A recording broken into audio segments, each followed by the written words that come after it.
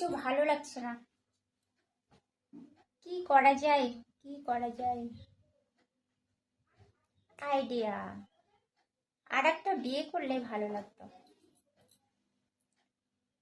যদিও প্রথম বিয়েটা আমি এখনো করতে পারিনি, করেই উঠতে পারলাম না। কিন্তু পাত্র কোথায় পাই? এই তোমাদের কাছে পাত্র হবে একটা? থাকলে আমাকে বলো তো।